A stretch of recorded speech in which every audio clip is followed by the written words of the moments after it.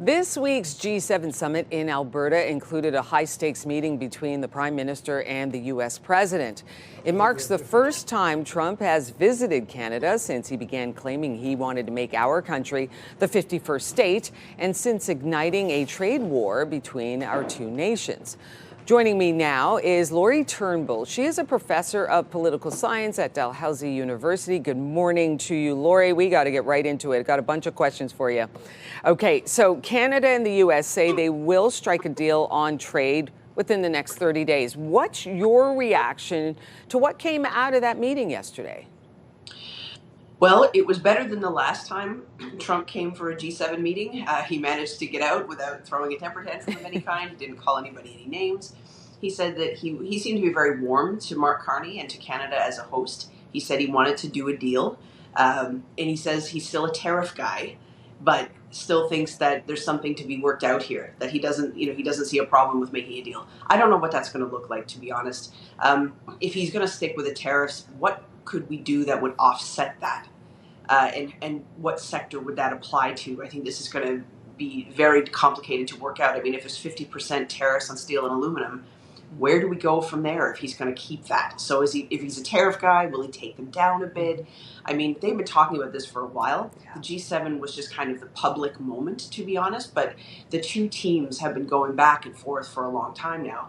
And so I think anything that we actually accomplish is probably not going to be because of G7. It's going to be because of the conversations that have been happening.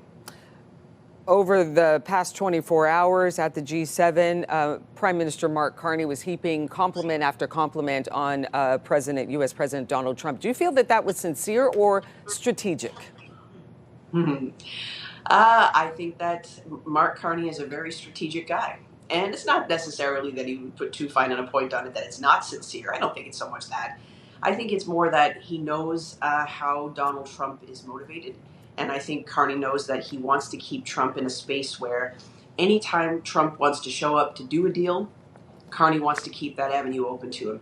So don't do anything that's going to take him off on a personal level. I mean, when he left G7 the last time we had that he was here in Canada for it, he's calling Trudeau dishonest and weak, right? Like that was the whole ending of the meeting. That put a stain on the whole meeting, and it made it feel like nothing was accomplished. And G7 was really undermined for the time that President Trump was president the first time. So Carney's trying to avoid that. He knows that Trump takes everything personally. Trump needs to be revered. He needs to be admired. And even when he left yesterday, it was, look, you guys, you understand, I've got to go fix this Israel-Iran thing, as though somehow he's going to be able to solve everything. So there's a very personal element to how Donald Trump does everything, and I think Carney is a very, very smart guy, and he's responding to that. What do you think, how do you think Donald Trump leaving the G7 early to go take care, as you said, of the issue in the Middle East, how will that impact the remainder of the talks in Kananaskis?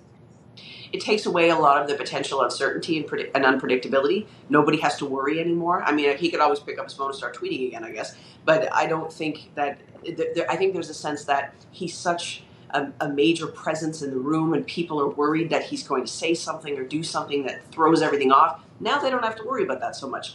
Now today is going to be a day that they focus more on what's going on in Ukraine. I honestly think that if the U.S. had been part of that conversation, it may have been helpful if he was cooperative, if he wanted to talk about solutions and how the U.S. could be part of it, but not if he's not. So I think there are lots of conversations to be had between partners and prospective partners to build on relationships that are actually around the U.S., not including the U.S. because of how Trump has been behaving. So this could be fine, actually. It's going to be interesting to see how the G7 unfolds. Thank you very much for your expertise, Turnbull, professor at Dalhousie University. Thank you. Thank you.